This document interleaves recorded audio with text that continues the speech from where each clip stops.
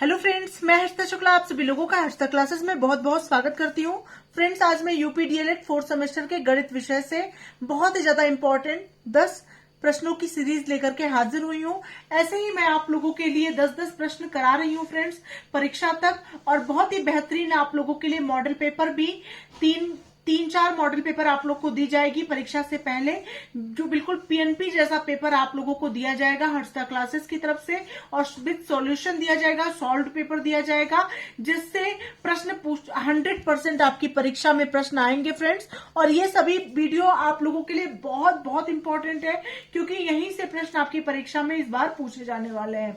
तो यहाँ पर मैंने पहला क्वेश्चन लिया है, एक धातु की ठोस आयताकार सिल्ली की माप 10 सेंटीमीटर गुणे 4 सेंटीमीटर गुणे 1.6 सेंटीमीटर है। इसे पिघलाकर एक ठोस घनाकार सिल्ली बनाई जाती है। नई सिल्ली की भुजा की माप ज्ञात कीजिए। हर्षिता क्लासेस चैनल को अगर अभी तक सब्सक्राइब नहीं किया है तो बिल्कुल बहुत ही बेहतरीन गणित की और साथ ही साथ सभी विषयों की बेहतरीन तैयारी करने के लिए हर्षिता क्लासेस चैनल से जुड़ना ना भूलें। आज से मैंने सभी विषयों की राजन सीरीज की तैयारी करानी स्टार्ट कर दी है, और बहुत ही बेहतरीन प्रिपरेशन हो रही है हर्षिता क्लासेस पर। और साथ ही साथ गणित के सभी चैप्टर्स के निचोड़ मैं आप लोगों के लिए लेकर आ रही हूँ। कई वीडियोस मैंने प्रोवाइड करा दिए और भी वीडियोस मैं परीक्षा तक प्रोवाइड कराऊंगी। साथ ही साथ मॉडल पेपर भी मैं आप लोगों को दूंगी हर सब्जेक्ट को लेकर के। तो चलिए फ्रेंड्स, इसको देखिए कैसे सॉल्व करेंगे। आपको दिया गया है एक धातु की ठोस आयताकार सिल्ली की माप जो है 10 सेंटीमीटर गुणे 4 सेंटीमीटर गुणे 1.6 सेंटीमीटर है। इसे पिघलाकर एक ठोस घनाकार सिल्ली बनाई जाती है। नई सिल्ली की भुजा की माप आपको ज्ञात करनी है। तो फ्रेंड्स, इसको कैसे सॉल्व करेंगे।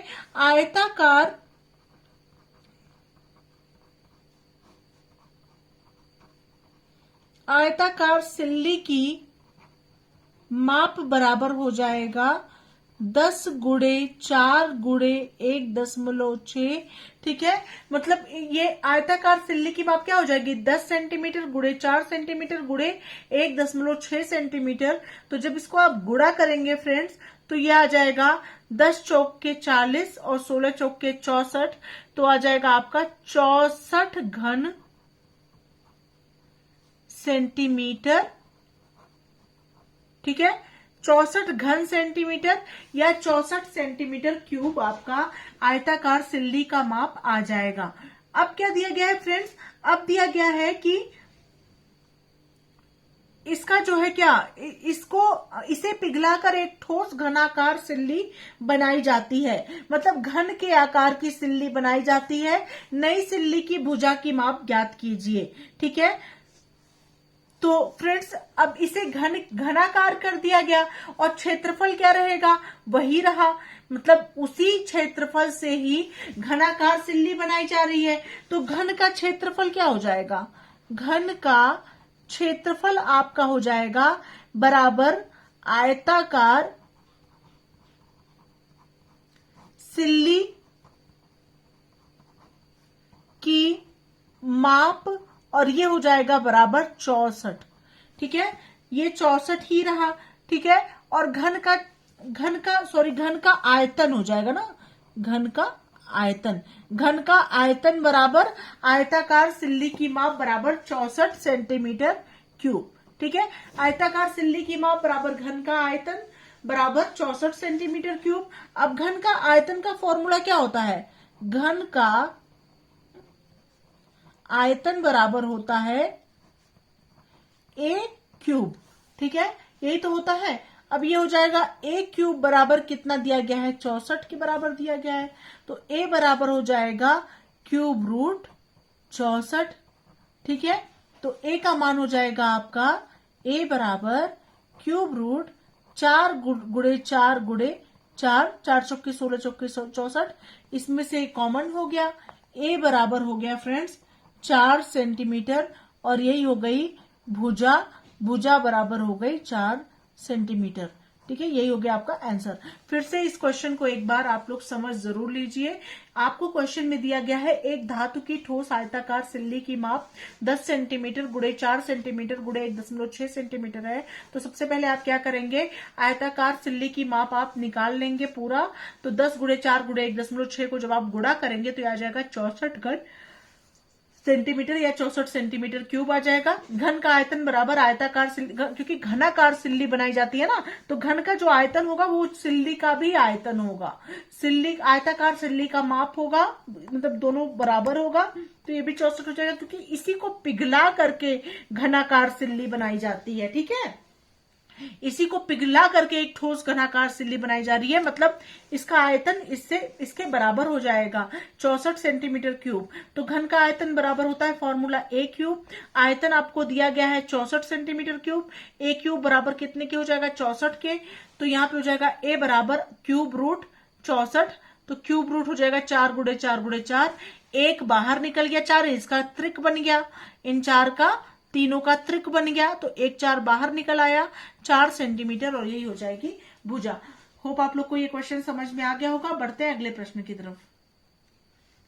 नेक्स्ट क्वेश्चन नंबर 2 पर आते हैं फ्रेंड्स। एक साइकिल के पहिए का व्यास 77 सेंटीमीटर है। 0.242 किलोमीटर चलने में कितना चक्कर लगाएगा। तो फ्रेंड्स सबसे पहले पहिए का व्यास आपको दिया गया है क्वेश्चन में। पहिए का व्यास बराबर दिया गया है 77 सेंटीमीटर।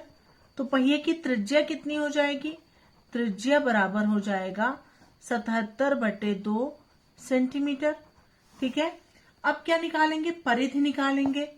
परिधि बराबर हो जाएगा 2πr, तो बराबर 2 गुणे 22/7 गुणे 77/2 हो जाएगा। इसको आप कर लीजिए, 2 एकन्नम 2, 2 एकन्नम 2, 2 एकन्नम 2, 7 एकन्नम 7, 7 एकन्नम 7, 7 एकन्नम 7। ठीक है, 11 गुणे 11, 11 ग्राम हो जाएगा 121 और गुणे 2, तो ये हो जाएगा 2 एकन्नम 2, 2 दूना 4, 2 एकन्नम 2, 242 क्या आ जाएगा आपका। ठीक है, 242 आपका परिधि आ गया। ठीक है फ्रेंड्स, ये हो गया आपका। अब क्या करेंगे फ्रेंड्स, यहाँ पे चूंकि आपको दिया गया है कि 0.242 किलोमीटर चलने में कितना चक्कर लगाएगा, तो 0.242 किलोमीटर चलने में 0.242 किलोमीटर है, तो ये किसके बराबर हो जाएगा, 0.242 मल्टीप्लाई, अगर किलोमीटर को आप मीटर में बदलेंगे सबसे पहले, तो 1 किलोमीटर बराबर 1000 मीटर के होता है। तो 1000 से जब आप इसमें गुणा कर देंगे तो ये किस में आ जाएगा, मीटर में आ जाएगा। ठीक है, और अगर आप इसी को अगर आप 100 से और गुणा कर देंगे तो ये किस में आ जाएगा, ये सेंटीमीटर में आ जाएगा, क्योंकि परिधि किस में आई है, सेंटीमीटर में आई है, तो इसलिए ये किस में आ जाएगा, सेंटीमीटर में आ जाएगा। तो फ्रेंड्स अगर इस सेंटीमीटर में बदलने के लिए क्या करेंगे, 0.242 मल्टीप्लाई 1000 और गुणे 100 करेंगे, तो ये किस में चेंज हो जाएगा, ये हो जाएगा सेंटीमीटर में, क्योंकि 1 मीटर बराबर 100 सेंटीमीटर के होता है। 1 किलोमीटर बराबर 1000 मीटर और 1 मीटर बराबर हो जाएगा 100 सेंटीमीटर के। अब ये किस में चेंज हो गया, सेंटीमीटर में। अब इसको जब आपस में आप गुणा करेंगे तो ये हो जाएगा 24200 सेंटीमीटर। ठीक है फ्रेंड्स, तो इस तरह से ये हो गया आपका सेंटीमीटर में। अब क्या करेंगे इसमें, अब आपको दिया गया है अगर 242 सेंटीमीटर चलने में एक चक्कर लगाता है, 242 सेंटीमीटर चलता है तो क्या लगाता है, एक चक्कर लगाता है, तो इतना सेंटीमीटर में कितने चक्कर लगाएगा, तो इसी तरह से सॉल्व कर लेंगे। चूंकि 242 सेंटीमीटर चलने में लगाता है बराबर एक चक्कर। ठीक है, इसलिए एक चलने में 1/242, इसलिए कितना हो जाएगा, 24,200 सेंटीमीटर चलने में कितना चक्कर लगाएगा, 1 गुणे 24,200 और बटे 200 242। ठीक है, ये 242 से ये 242 कट गया, ये एक आ गया, एक के आगे 2 जीरो, मतलब 100 चक्कर लगाएगा। कितना चक्कर लगाएगा? 100 चक्कर लगाएगा, और यही हो जाएगा आपका आंसर। देखिए फिर से ये क्वेश्चन समझ लीजिए, थोड़ा कठिन प्रश्न है ताकि आप लोगों का कोई डाउट ना रहे और परीक्षा में आप लोग सही करके आए। दूसरा क्वेश्चन मैंने लिया था, एक साइकिल के पहिए का व्यास 77 सेंटीमीटर है, 0.242 किलोमीटर चलने में कितना चक्कर लगाएगा? तो पहले पहिए का व्यास जो है 77 सेंटीमीटर आप लिख लेंगे। सबसे पहले जो दिया गया है पहिए का व्यास 77 सेंटीमीटर लिख लिए। त्रिज्या है 77/2 सेंटीमीटर, मतलब त्रिज्या जो होती है वो हमेशा व्यास की आधी होती है। ठीक है, 77/2 इसलिए हुआ क्योंकि त्रिज्या बराबर होता है व्यास बटे 2। व्यास जितना दिया गया उसका बटे 2 हो जाता है, तो 77/2 हो गया त्रिज्या। परिधि कितना होगा? 2πr हो जाएगा। 2 गुणे 22/7 गुणे 77/2। जब आप डिवाइड करेंगे, मल्टीप्लाई करेंगे, तो ये आ जाएगा 242 सेंटीमीटर। ठीक है फ्रेंड्स, अब आपको दिया गया है 0.242 किलोमीटर की चाल दी गई है, मतलब 0.242 किलोमीटर चलने में कितना चक्कर लगाया गया यही पूछा गया है। तो आप देख सकते हैं 0.242 किस में है? किलोमीटर में है। किलोमीटर में आपको सेंटीमीटर में बदलना होगा क्योंकि आपकी जो संख्याएं हैं वो सेंटीमीटर में है। पहिए का व्यास जो है वो सेंटीमीटर में दिया गया था, परिधि भी आपकी सेंटीमीटर में निकल के आई है, तो आप किलोमीटर को किस में चेंज करेंगे? सेंटीमीटर में। सेंटीमीटर में बदलने के लिए आप क्या करेंगे? पहले किलोमीटर को मीटर में बदलेंगे। 1 किलोमीटर बराबर 1000 मीटर के, तो 0.242 किलोमीटर बराबर 0.242 मल्टीप्लाई 1000 मीटर। अब मीटर को आप सेंटीमीटर में बदलेंगे, तो 1 मीटर बराबर 100 सेंटीमीटर के, तो यहाँ पे 0.242 मल्टीप्लाई 1000 मल्टीप्लाई 100 सेंटीमीटर में अब ये चेंज हो गया। ठीक है, अब इन सबको आपस में गुणा कर देंगे। गुणा में देखिए 3 अंक के बाद दशमलव है और यहाँ पे 3 जीरो है, तो ये जीरो तो खत्म हो गया इस दशमलव को हटाने में। उसके बाद 2 जीरो आपका 100 में है, तो यही 2 जीरो आगे बढ़ जाएगा, 24,200 सेंटीमीटर आ गया।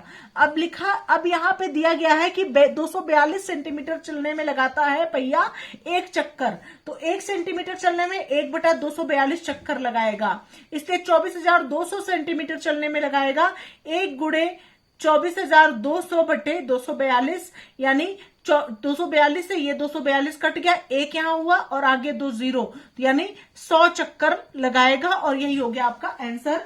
होप आप लोगों को ये प्रश्न भी अच्छे समझ में आ गया होगा। बढ़ते हैं अगले महत्वपूर्ण प्रश्न की तरफ।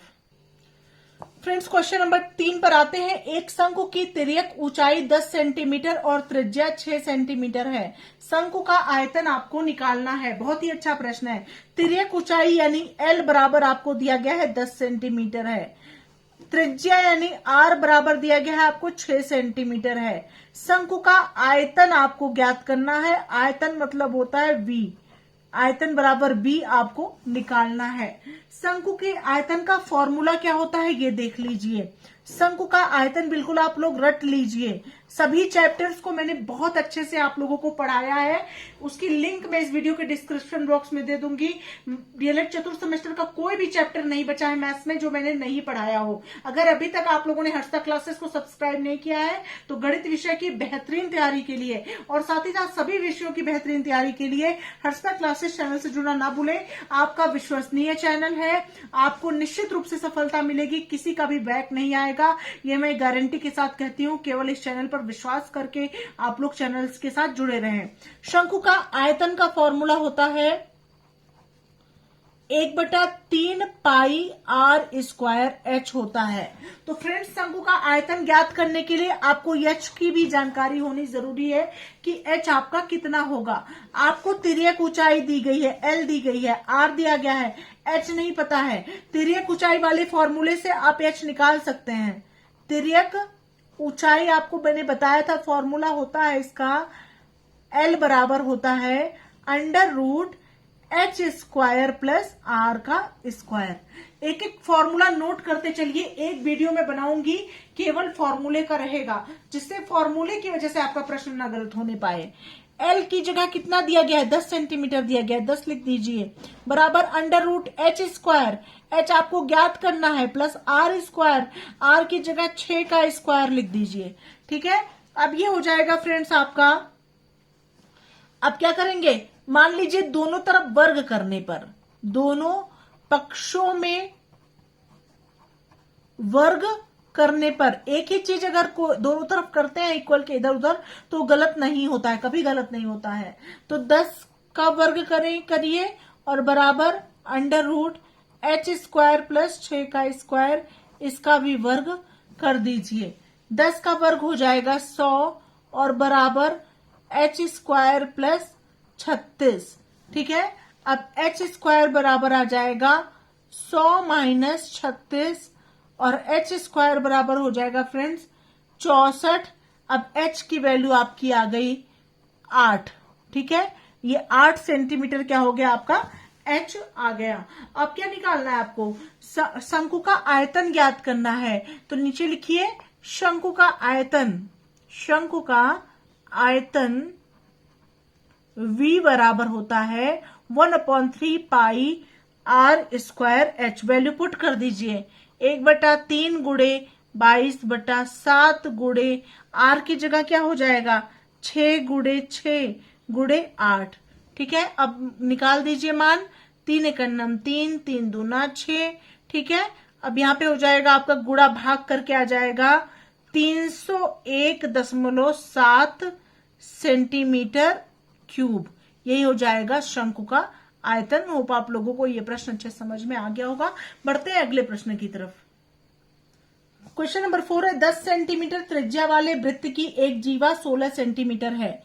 मान लीजिए ये एक वृत्त है, वृत्त की त्रिज्या कितनी है 10 सेंटीमीटर है।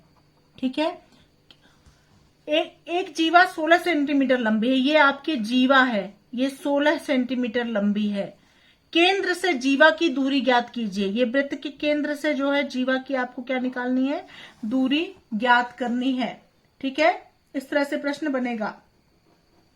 अब क्या करेंगे, इसमें ये त्रिज्या ये 10 सेंटीमीटर दिया गया है, ये पूरा आपका इतना दिया गया है, ये इस तरह से निकाल लेंगे, यहां पे ऐसे कर देंगे।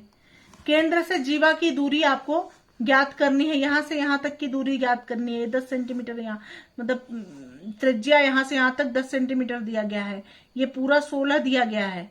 ठीक है,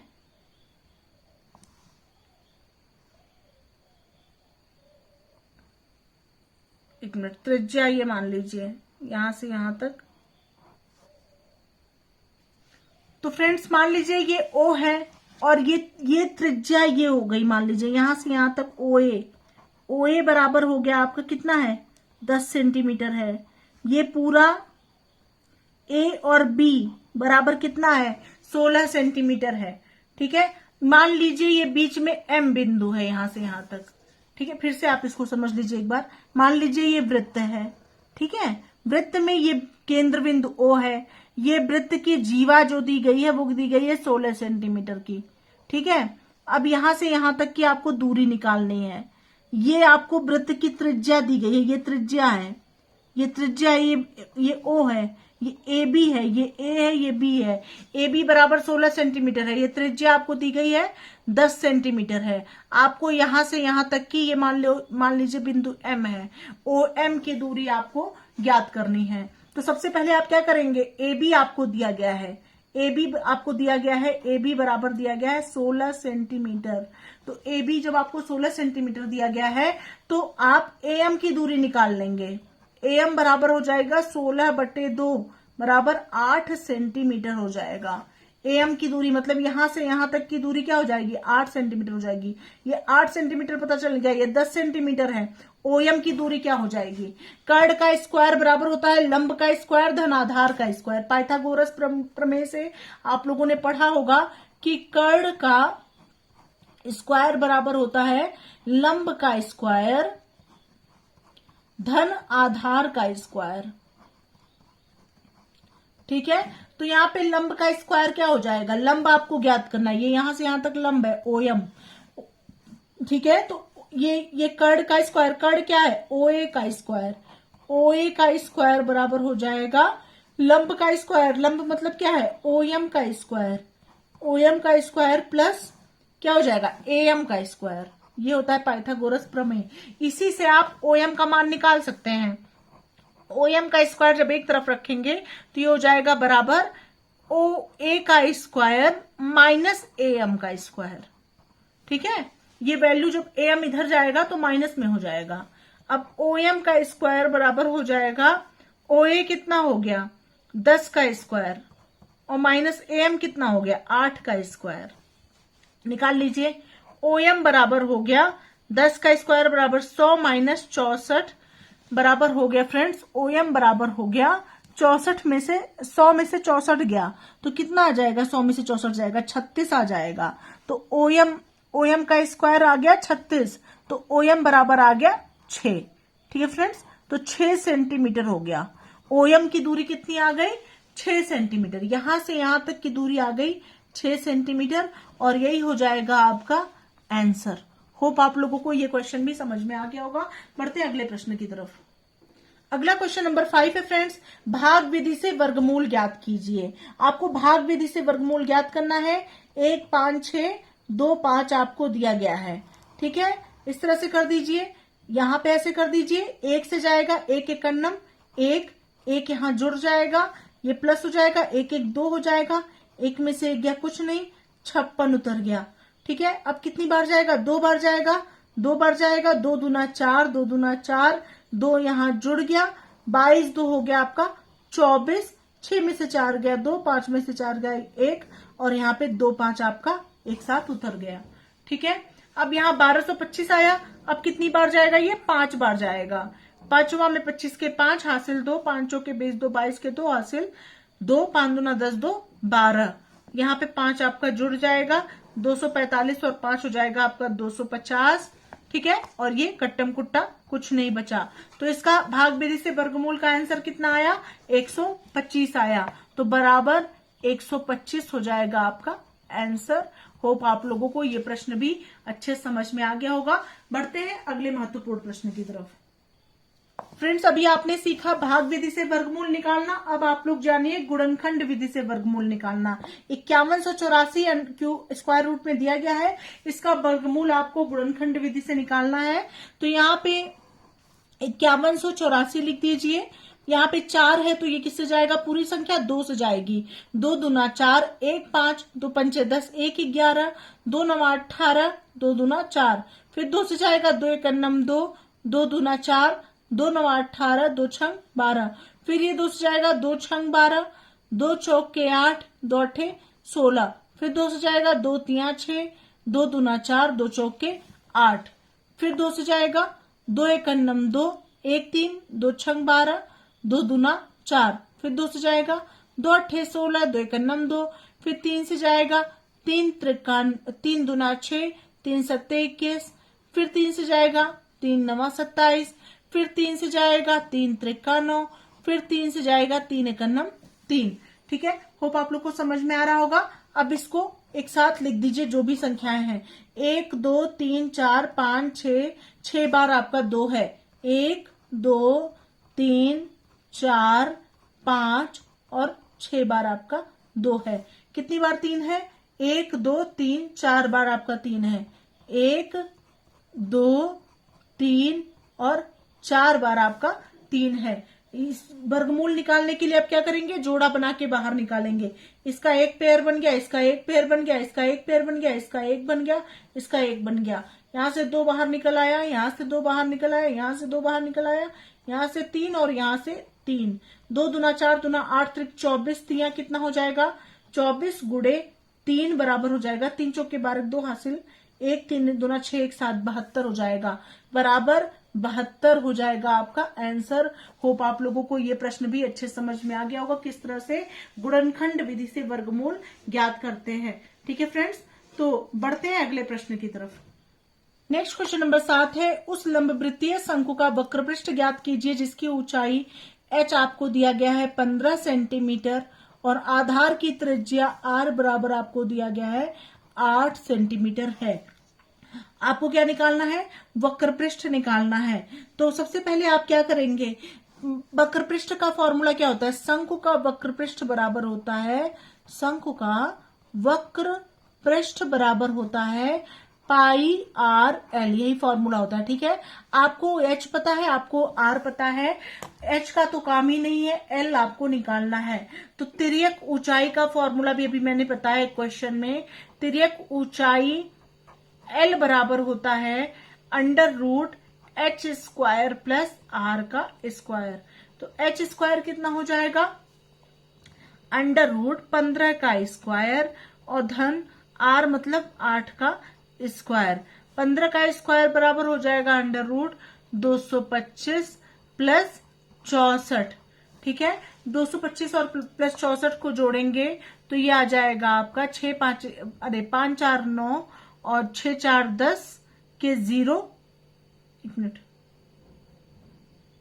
नहीं 5 4 9 और 6 2 8 हो जाएगा ना, और 2 हो जाएगा। तो ये 289 किसका होता है, 289 होता है 17 का। तो 17 सेंटीमीटर हो गया तिर्यक ऊंचाई। ठीक है, अब क्या निकालना है, वक्रपृष्ठ निकालना है शंकु का। पाई आर एल में वैल्यू पुट कर देंगे। वक्रपृष्ठ बराबर पाई आर एल बराबर 22/7 गुणे आर हो गया 8 और गुणे गुणे एल हो गया आपका 17।